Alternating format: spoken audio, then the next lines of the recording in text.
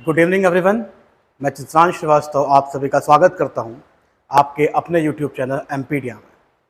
हम लोग modern history discuss कर रहे हैं और मॉडर्न हिस्ट्री में आज जिस हम टॉपिक को डिस्कस करना स्टार्ट कर रहे हैं वो है आपका इंडियन नेशनल कांग्रेस। हम लोग देखते हैं कि किस तरह से इंडियन नेशनल कांग्रेस को क्रिएट किया गया, कौन कौन से ऑब्जेक्टिव जो थे वो की रहे हैं formation of Indian National Congress के लिए। तो सबसे पहले हम बात करते हैं कि एक्चुअली में इंडियन नेशनल कांग्रेस या इसके जैसे कौन कौन से ऑर्गेनाइजेशन और हमें देखने को मिले। तो देखिए साहब, ऐसा है कि अगर हम लोग देखते हैं तो हमने देखा कि 1857 का रिवॉल्ट हमें होता हुआ नजर आया। हमने देखा कि 1857 का रिवॉल्ट नजर आया और जब हम लोगों ने रूट कॉजेस को, ठीक है, हमने कॉजेस को एनालाइज करना चालू किया कि भाई 1857 का रिवॉल्ट क्यों हुआ था, तो एक चीज हमें क्या है देखने को मिली, एक पॉइंट हमें रेज होता हुआ नजर आया। और वो पॉइंट क्या था? वो पॉइंट ये था, ठीक है, सीधी सी बात है, पॉइंट ये नजर आया कि इंडिया के अंदर गवर्नमेंट कौन की है, गवर्नमेंट कौन संभाल रहा है? ब्रिटिशर्स।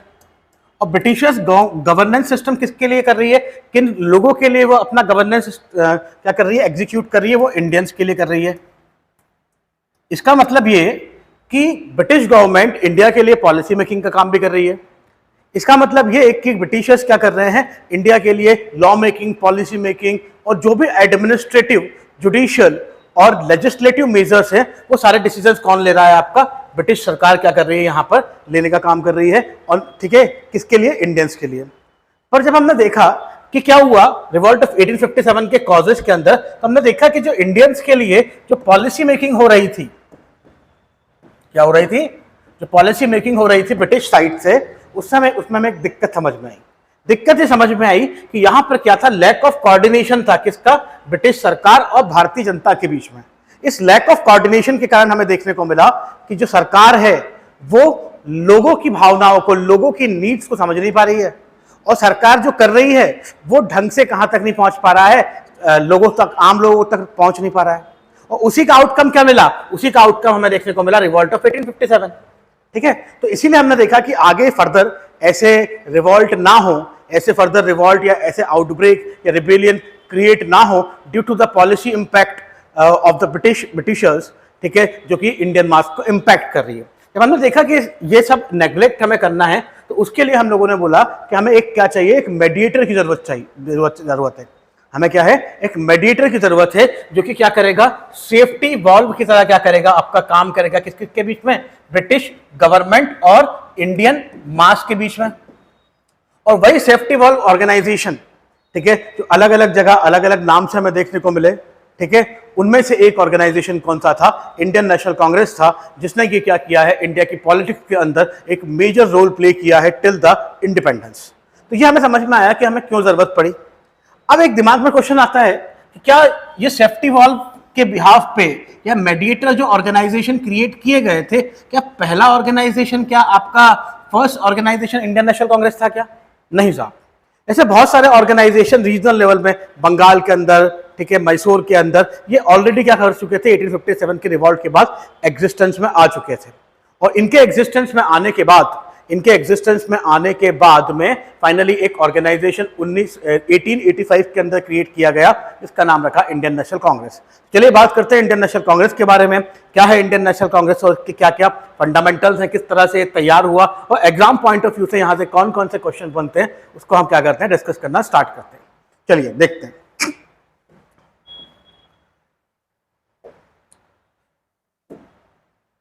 देखिए, बात करते हैं इंडियन नेशनल कांग्रेस के बारे में, हमें क्या क्या देखने को मिलता है। तो पहली चीज तो हमें देखने को मिलती है कि इंडियन नेशनल कांग्रेस का गठन कब हुआ था, वो डेट क्या है। तो वो डेट है 28 दिसंबर 1885। ये डेट आपको याद रखनी है। क्यों याद रखनी है? क्योंकि एमपीपीएससी ने अभी थोड़े टाइम पहले एक क्वेश्चन पूछा था कि मुस्लिम लीग की स्थापना कब हुई थी। जब मुस्लिम लीग, जो कि one of the major political party रही इंडियन इंडिपेंडेंस के लिए, उसका जो डेट या ईयर पूछ सकता है वो, तो कहीं ना कहीं वो किसके बारे में भी पूछ सकता है, वो इंडियन नेशनल कांग्रेस के बारे में भी पूछ सकता है कि इंडियन नेशनल कांग्रेस की स्थापना कब हुई थी। 28 दिसंबर 1885 के दिन हुई थी।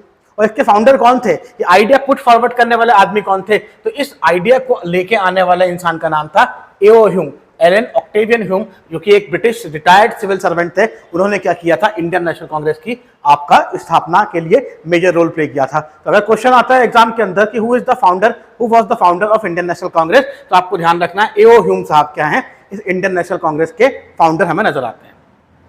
अब दूसरा क्वेश्चन बनता है सेकंड पॉइंट से कि इंडियन नेशनल कांग्रेस की स्थापना किस जगह पे हुई थी।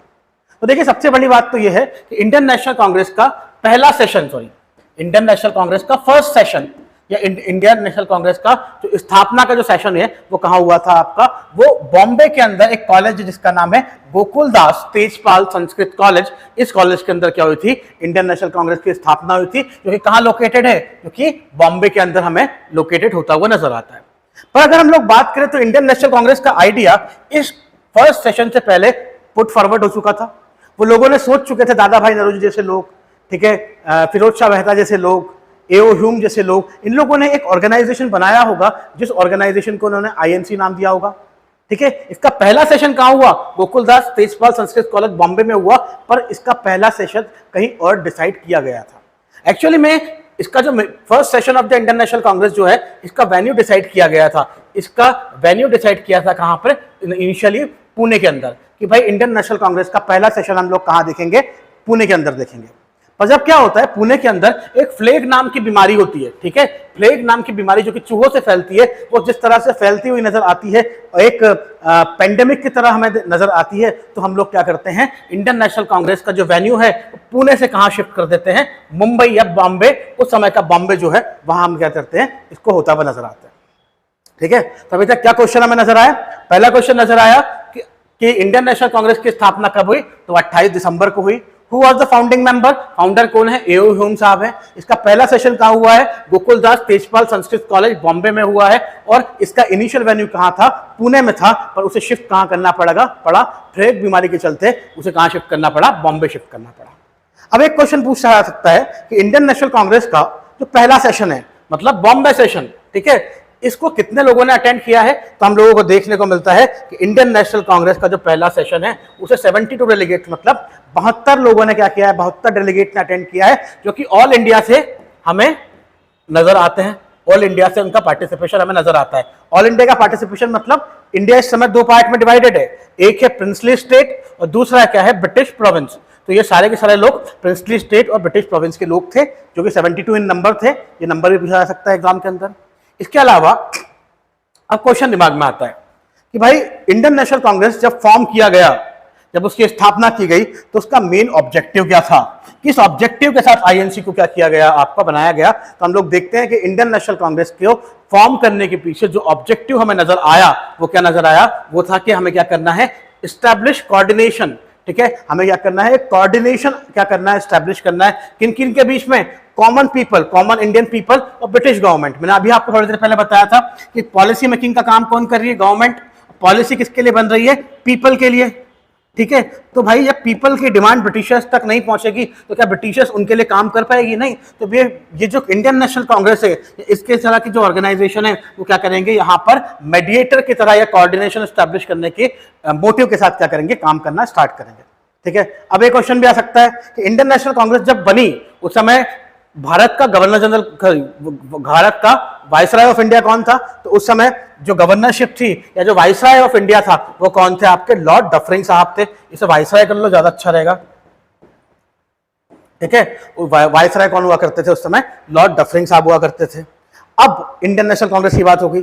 एक क्वेश्चन और पूछा जा सकता है एग्जाम के अंदर, ठीक है, जो यहाँ पे आपको आगे मिले या ना भी मिले, ये पूछा जा सकता है कि भाई जो इंडियन नेशनल कांग्रेस का फर्स्ट सेशन है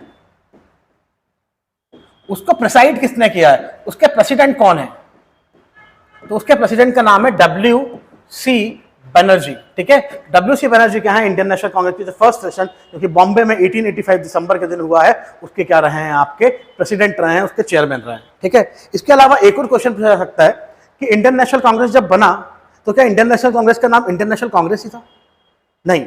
इंडियन नेशनल कांग्रेस का नाम इंडियन नेशनल कॉन्फ्रेंस हुआ करता था। ठीक है, इस कॉन्फ्रेंस के नाम को चेंज कौन करता है, दादा भाई नौरोजी इस फर्स्ट सेशन के अंदर क्या करते हैं, रिक्वेस्ट करते हैं, और उन्हीं की रिक्वेस्ट के नाम पर इस कॉन्फ्रेंस को क्या नाम दिया जाता है, कांग्रेस नाम दिया जाता है। चलिए, आई होप आपको इतना समझ में आ रहा होगा। हाँ, अब एक और बात कर लेते हैं, लास्ट पॉइंट में क्या लिखा है। अब इंडियन नेशनल कांग्रेस बनी 1885 में, और इंडियन नेशनल कांग्रेस में एक पीरियड और आता है, वो है 1905। तो 1885 से लेकर 1905 का जो पीरियड है, ठीक है, वो क्या किस नाम से जाना जाता है, वो जाना जाता है मॉडरेट फेज के नाम से। अबे मॉडरेट क्या है, मॉडरेट फेज क्या है, तो क्या होता है, मॉडरेट लीडर्स क्या होते हैं, वो अपन बात करते हैं। ठीक है, तो देखिए हम लोग देखते हैं कि ये जो पूरा पीरियड था 1885 से लेकर 1905 का, मतलब टोटल 20 साल का जो पीरियड है, इसके अंदर जो मॉडरेट लीडर्स हैं, इनकी आइडियोलॉजी अलग है, जिनका काम करने का तरीका अलग है, जो ब्रिटिश जस्टिस में क्या रखते हैं, बिलीव रखते हैं, उन लोगों का क्या रहा है, कांग्रेस के ऊपर डोमिनेंस रहा है। इसीलिए हम इस फेज को किस नाम से जानते हैं, मॉडरेट फेज के नाम से जानते हैं। चलिए आगे बढ़ते हैं, क्या और हमें देखने को मिलता है।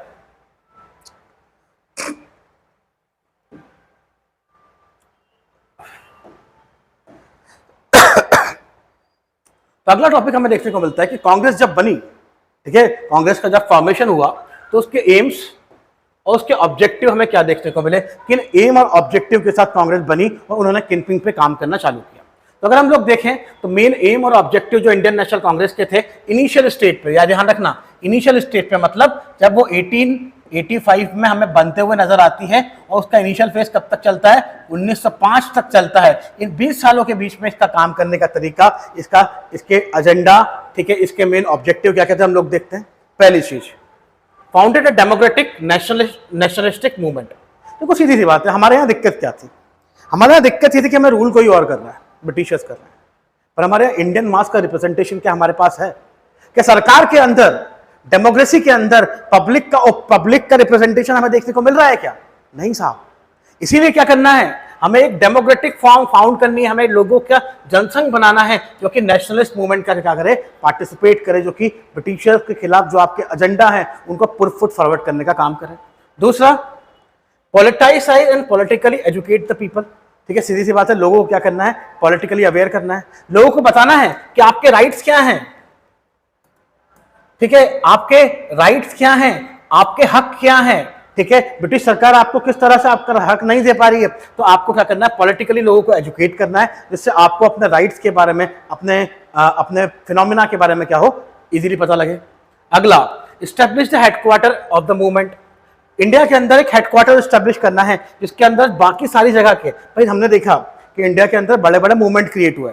एक जगह बंगाल है, वहां के अलग लीडर्स हैं, पंजाब है, वहां के अलग लीडर्स हैं, महाराष्ट्र है, वहां के अलग लीडर्स हैं, कर्नाटका है, वहां के अलग लीडर्स हैं। तो हमें क्या करना है, इन सब लोगों को क्या करना है, एक छत के नीचे, मतलब एक headquarter, political headquarter of the movement के अंदर खड़ा करना है।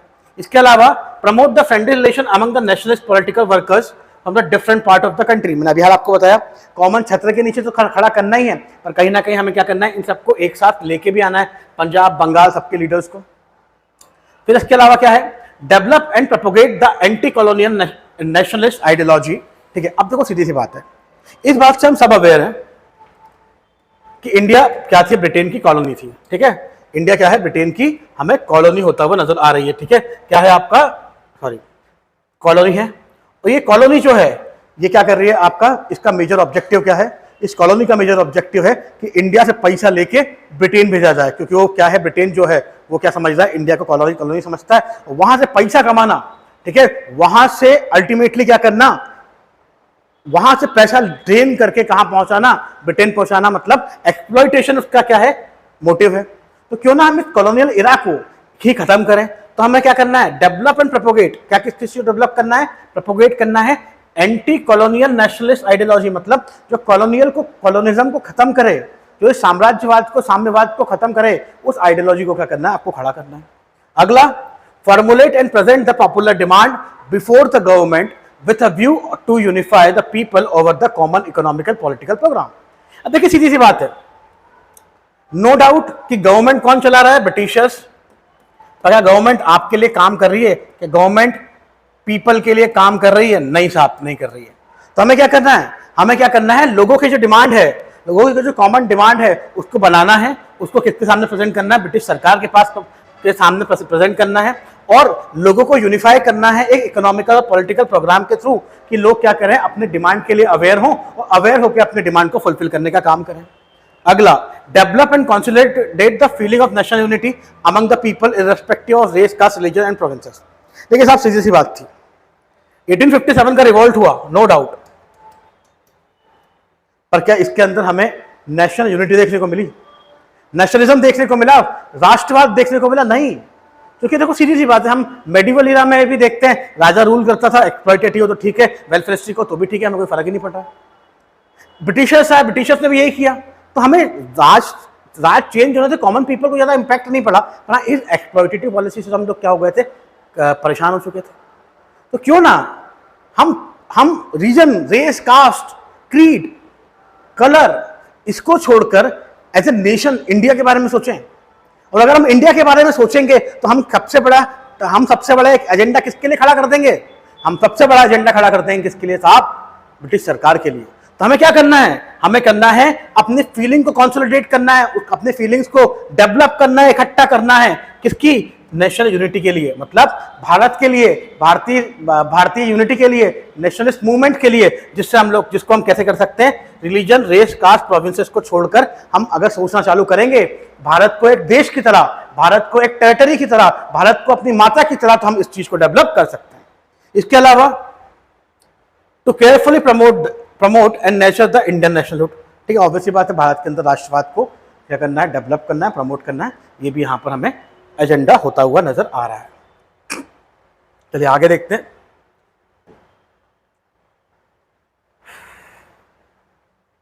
आगे देखते हैं, कुछ फैक्ट है जो एग्जाम के लिए इंपॉर्टेंट है, एग्जाम डायरेक्टली पूछ लेता है इंडियन नेशनल कांग्रेस से क्या क्या फैक्ट बनते हैं। तो भाई सबसे पहले हम बात करते हैं कि एक पहला फैक्ट क्या है। सबसे पहला फैक्ट देखने को मिलता है, ये पूछा जाता है एग्जाम में, फैक्ट पूछे जाते हैं कि इंडियन नेशनल कांग्रेस के फर्स्ट प्रेसिडेंट कौन से हैं। ठीक है, तो मैंने आपको बताया कि इंडियन नेशनल कांग्रेस का फर्स्ट जो क्या बोलते हैं फर्स्ट मीटिंग जो है या फर्स्ट सेशन जो है वो कहाँ हुआ है? बॉम्बे में हुआ है। और इसके प्रेसिडेंट कौन है? आपके डब्ल्यू.सी. बनर्जी साहब है। ठीक है, दूसरा क्वेश्चन बनता है कि इंडियन नेशनल कांग्रेस के फर्स्ट मुस्लिम प्रेसिडेंट कौन से हैं? तो इंडियन नेशनल कांग्रेस के फर्स्ट मुस्लिम प्रेसिडेंट है बदरुद्दीन तैयबजी साहब। तो ये नाम आपको याद रखना है, जिन्होंने 1887 का सेशन क्या किया है? प्रेसाइड किया है। तीसरा क्वेश्चन एग्जाम पूछ लेता है कि वो पहला ब्रिटिश इंडियन नेशनल कांग्रेस का प्रेसिडेंट, वो पहला ब्रिटिश इंसान जो कि जिसने क्या किया है? इंडियन नेशनल कांग्रेस की किसी सेशन को हेड किया है। तो first British president of Indian National Congress कौन है? तो ये है जॉर्ज जूले साहब, जिन्होंने 1888 का क्या किया है? आपका सेशन प्रेसाइड किया है। अगला question, first female president of Indian National Congress, पहली महिला प्रेसिडेंट कौन है? पहली महिला अध्यक्षा कौन है इंडियन नेशनल कांग्रेस की किसी भी सेशन की? तो वो कौन है? आपकी एनी बेसेंट, जिन्होंने 1917 का जो सेशन है उसको क्या किया? प्रेसाइड किया है। अगला, president of the Indian National Congress at the time of independence, जब हम आजाद हुए, जब हमारे देश को आजादी मिली, उस समय इंडियन नेशनल कांग्रेस के प्रेसिडेंट कौन थे इंडिपेंडेंस के टाइम? तो उनका नाम क्या है? जेपी कृपलानी साहब। ये नाम आपको याद रखना है, एग्जाम बार बार पूछ चुका है इस चीज को। एक और चीज जो मैं स्किप कर गया गलती से, ठीक है, वो ये है कि इंडियन नेशनल कांग्रेस की फर्स्ट फीमेल, तो ठीक है, फर्स्ट फीमेल तो एनी बेसेंट हमें मिल गई, पर फर्स्ट इंडियन फीमेल कौन है? भारतीय महिला कौन है जिसने इंडियन नेशनल कांग्रेस के किसी सेशन को प्रेसाइड किया है? तो उनका नाम क्या है? सरोजनी नायडू। ठीक है, ये नाम भी आपको ध्यान रखना, एग्जाम पूछता है। इसके अलावा गांधी, इंडियन नेशनल कांग्रेस के एक प्रोमिनेंट लीडर, ठीक है, भारतीय राजनीति के, भारतीय स्वतंत्रता संग्राम के एक क्या बोल सकते हैं? योद्धा। तो गांधी किस इंडियन नेशनल कांग्रेस के सेशन में प्रेसिडेंट रहे हैं? तो हम लोग देखते हैं कि इंडियन नेशनल कांग्रेस के जिस सेशन के गांधी ने प्रेसाइड किया है वो है बेलग्राम सेशन, जो कि कर्नाटका के अंदर आता है, बेलग्राम। ठीक है, तो बेलग्राम सेशन जो कि 1924 में हुआ है, उसको गांधी जी ने क्या किया? प्रेसाइड किया। गांधी जी ने अपने जीवन में सिर्फ एक ही सेशन को क्या किया? प्रेसाइड किया है। वो कौन सा है? Bilgram session of Indian National Congress. तो ये कुछ फैक्ट है, ये आपको याद रखना है, एग्जाम पॉइंट ऑफ व्यू से इंपॉर्टेंट है। आई होप सो आपको समझ में आ रहा होगा। अब हम आगे देखते हैं, हमें और क्या देखने को मिलता है। अब हम लोग देखते हैं कि भाई मॉडरेट की बात आ रही है, ठीक है, मेजर मॉडरेट लीडर्स। तो देखो साहब, पहले तो मैं आपको समझाता हूं कि ये मॉडरेट है क्या। ठीक है, अब देखो मैं आपको बताता हूं कि इंडियन नेशनल कांग्रेस जो है, थोड़ा सा आगे चल रहा हूं, आपको आगे लेके चल रहा हूं मैं, 1905 तक लेके चल रहा हूं। हम लोगों ने देखा कि 1905 के अंदर, 1905 के अंदर क्या होता है? आपका पार्टीशन ऑफ बंगाल होता है, बंगाल का विभाजन होता है। होगा, क्यों होगा, किस ऑब्जेक्टिव के साथ होगा, ब्रिटिशर्स की क्या इंटेंशन थी, वो इंडिया को किस तरह से डिवाइड एंड रूल पॉलिसी का पार्ट बनाना चाहते थे, वो हम डिस्कस करेंगे। पर ये 1905 का जो ईयर है आपको याद रखना है, एक चेंजिंग सिग्निफिकेंट ईयर है। क्यों? क्योंकि इस समय क्या होता है? आपका पार्टीशन ऑफ बंगाल का पार्टीशन होता है, और इसके बाद इंडियन नेशनल कांग्रेस की यंग ब्रिगेड वो खड़ी हो जाती है, जो कि ब्रिटिशर्स से राइट को क्लेम करने में बिलीव करती है। तो यहीं से हम देखते हैं कि हमें दो तरह के लीडर कांग्रेस के अंदर नजर आते हैं। पहले होते हैं मॉडरेट लीडर्स, जिन्हें हम अर्ली नेशनलिस्ट के नाम से जानते हैं, और दूसरे होते हैं एक्सट्रीमिस्ट लीडर, ठीक है, जिन्हें हम असर्टिव नेशनलिस्ट, असर्टिव नेशनलिस्ट के नाम से जानते हैं। अब क्या है, देखो मॉडरेट वो लीडर्स हैं, मॉडरेट कांग्रेस के वो लीडर हैं जिन्होंने 1885 से लेकर तो 1905 तक क्या किया है, कांग्रेस के ऊपर दबदबा बना के रखा। और इनका काम करने का तरीका क्या है, इनका काम करने का तरीका है बाय लॉ चलना, बाय रूल चलना। मतलब आपकी अगर कोई डिमांड है तो आप क्या करेंगे, उस डिमांड को एक्सेप्ट कराने के लिए लेटर लिखेंगे, पिटीशन लिखेंगे, लॉ के अंदर जो तरीका दे रखा है आपकी डिमांड को फुलफिल करने का, आप उसके थ्रू क्या करेंगे, अपने डिमांड्स को पुट फॉरवर्ड करेंगे। वो लोग क्या कहलाते थे, वो लोग कहलाते अर्ली नेशनलिस्ट या फिर मॉडरेट लीडर्स। दूसरे होते थे एक्सट्रीमिस्ट लीडर या असर्टिव नेशनलिस्ट, ठीक है। ये लोग वो लीडर थे जो जिनका ये मानना है कि भाई जो राइट है वो किसका, हमारा, ठीक है, तो डिमांड जो है वो हमारी, ठीक है, देश किसका, हमारा। तो भाई हमें अपनी चीजों को मनवाने के लिए लेटर पिटीशन क्यों करना है, हम क्या करेंगे, एक्टिव एजिटेशन करेंगे। एक्टिव एजिटेशन का मतलब हम धरने देंगे, बाइकआउट करेंगे, स्वदेशी लेके आएंगे, ठीक है, ये सब खड़ा करके हम लोग क्या करेंगे, आपका पूरा की पूरा अपनी डिमांड को फुलफिल करने की कोशिश करेंगे, ठीक है। तो मॉडरेट लीडर समझ में आ गए, जो लोग लॉ रूल पिटीशन लेटर लिख के अपनी बात को मनवाने में क्या करते हैं, बिलीव करते हैं, वो मॉडरेट कहलाते हैं। तो मेजर मॉडरेट लीडर के नाम याद रख लें, दादा भाई नौरोजी, एओ ह्यूम साहब, बदरुद्दीन तैयब जी, एमजी रानाडे, ठीक है, WC बनर्जी, फिरोज शाह मेहता, सुरेंद्र नाथ बनर्जी, गोपाल कृष्ण गोखले, मदन मोहन मालवीय, तेज बहादुर सप्रू, राज बिहारी बोस, ठीक है, रहमतुल्लाह और एम सयानी, ठीक है। तो ये जो चीजें हैं आपको, ये नाम आपको क्यों याद रखने हैं, इन नामों को याद रखने के पीछे एक ऑब्जेक्टिव है। कभी गलती से वो पूछ लेता है इनमें से कौन सा मॉडरेट लीडर है, तो आपको पता होना चाहिए।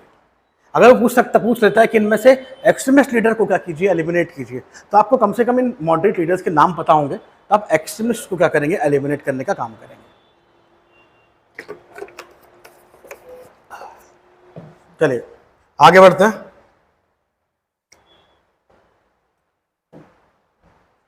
अब there is some opinion about the Indian National Congress. जब इंडियन नेशनल कांग्रेस बनाई गई, ठीक है, तो अलग अलग लोगों ने इंडियन नेशनल कांग्रेस के बारे में क्या किया है, अलग अलग ओपिनियन दिए। तो सबसे पहले हम बात करते हैं लॉर्ड डफरिन साहब। लॉर्ड डफरिन साहब कौन है, ये वाइसराय ऑफ इंडिया है जब इंडियन नेशनल कांग्रेस बनी है 1885 में। तो ये वाइसराय ऑफ इंडिया क्या बोलते हैं कि INC represent only the microscopic minority. ठीक है, सीधी सी बात है। जब आईएनसी बनी तो ब्रिटिशर्स को लगा कि ये तो हमारा काम आसान करेंगे, ये लोग क्या करेंगे, इंडियन मास को बरगला के रखेंगे, वो उन्हें समझा के रखेंगे कि भाई ब्रिटिश सरकार अच्छी है, वो आपके लिए ही काम कर रही है और हम आपके एजेंट बैठे तो हैं, आपके लिए काम करने के लिए हम बैठे तो हैं, कौन, हम कांग्रेस के लोग। तो इन्होंने इसीलिए बोला कि भाई कांग्रेस क्या है, माइक्रोस्कोपिक माइनॉरिटी, मतलब जिसको आप देख नहीं पा रहे थे, जिसको ब्रिटिशर्स देख नहीं पा रहे थे, इसके लिए वो प्लानिंग नहीं कर पा रहे थे, उस माइनॉरिटी को रिप्रेजेंटेशन करती है। तो अच्छी बात किसने बोली, लॉर्ड डफरिन साहब ने बोली। पर वहीं जब कांग्रेस का एजेंडा चेंज होता हुआ आता है 1900 के लगभग, ठीक है, तो उस समय के जो कंटेम्प्रेरी वायसराय हैं, जिनका नाम क्या है, लॉर्ड कर्जन साहब, वो क्या बोलते हैं कांग्रेस के बारे में। अब जब आप ब्रिटिशर्स की नहीं सुन रहे हो, ब्रिटिशर्स की बातों में आप नहीं आ रहे हो, तो उस समय के जो वाइसराय ऑफ इंडिया है, जिनका नाम क्या है, लॉर्ड कर्जन साहब, वो क्या बोलते हैं, Congress is tottering to its fall. Tottering का मतलब क्या होता है, आपने देखा शराबी ऐसे ढुलमुल करके चलता है, लहरा के चलता है। तो उन्होंने बोला कि क्या है, कांग्रेस एक लड़खड़ाता हुआ है, ऑर्गेनाइजेशन है जिसका फॉल सुनिश्चित है, जो गिर जाएगा।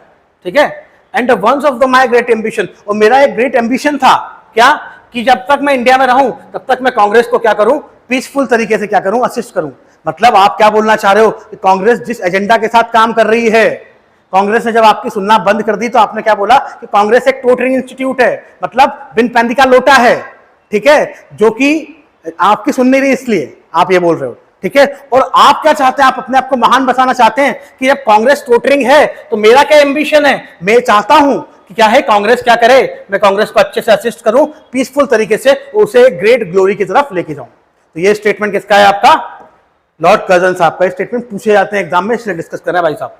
ठीक है, अगला, Indian National Congress should distinguish between begging and the claiming of right. ये दिया है बाल गंगाधर तिलक। अब बाल गंगाधर तिलक क्या बोल रहे हैं, ये भी बाल गंगाधर तिलक भी इंडियन नेशनल कांग्रेस के क्या है, लीडर है, पर ये क्या है, ये एक्सट्रीमिस्ट लीडर है। जो कि क्लेमिंग ऑफ राइट पे बिलीव करते हैं, ना कि रिक्वेस्ट पे, पिटीशन पे बिलीव करते हैं। तो अभी तक कांग्रेस किसके पास है? कांग्रेस उन लोगों के पास है, मॉडरेट के पास है। इसलिए बोलते हैं कांग्रेस को डिस्टिंग्विश करना पड़ेगा, ये अलग अलग करना पड़ेगा कि बैगिंग ऑफ राइट और क्लेमिंग ऑफ राइट में अंतर क्या है। यह बोला है बाल गंगाधर तिलक साहब ने। अगला अरविंदो घोष साहब, इन्होंने डायरेक्टली बोल दिया कांग्रेस का एक भीख मांगने वाला ऑर्गेनाइजेशन है, Congress is a bagging institution. ठीक है, ये स्टेटमेंट किसका है? अरविंदो घोष। और अगला ये भी क्या है? आपके एक्सट्रीमिस्ट लीडर हैं। और नेक्स्ट एक्सट्रीमिस्ट लीडर कौन है आपके? बिपिन चंद्र पाल। बिपिन चंद्र पाल साहब क्या बोलते हैं? ये बोलते हैं कि क्या है? Congress playing with the bubbles. अब बबल्स का मतलब क्या? मेले में गए हम, मेले में वो आते हैं ना फूंक मार के बबल, जब हम उन्हें पकड़ने जाते हैं तो फूट जाते हैं, हमारे हाथ में कुछ नहीं आता है। तो वही है, कांग्रेस क्या कर रही है? बबल्स के साथ प्ले कर रही है। Britishers are making the bubbles of the hope, Britishers are making the bubbles of the, क्या बोलते हैं, हाइपोथेसिस। वो आपको दिखा रही है सब कुछ अच्छा अच्छा, पर दे क्या रही है? लॉलीपॉप भी नहीं। ठीक है, तो ये स्टेटमेंट हमें किसका देखने को मिलता है? बिपिन चंद्र पाल साहब का देखने को मिलता है। चलिए, तो ये तो हमने अभी डिस्कस किया किसके बारे में? इंडियन नेशनल कांग्रेस के बारे में, इंडियन नेशनल कांग्रेस के मॉडरेट फेज के बारे में। ठीक है, तो आई होप आपको समझ में आ रहा होगा कि इंडियन नेशनल कांग्रेस का पहला पार्ट क्या है, मॉडरेट फेज। ठीक है, तो मिलते हैं अगले लेक्चर के अंदर और डिस्कस करते हैं इंडियन नेशनल कांग्रेस का सेकंड फेज, जो कि एक्सट्रीमिस्ट फेज के नाम से हम जानते हैं। ठीक है, तो have a great time, bye bye.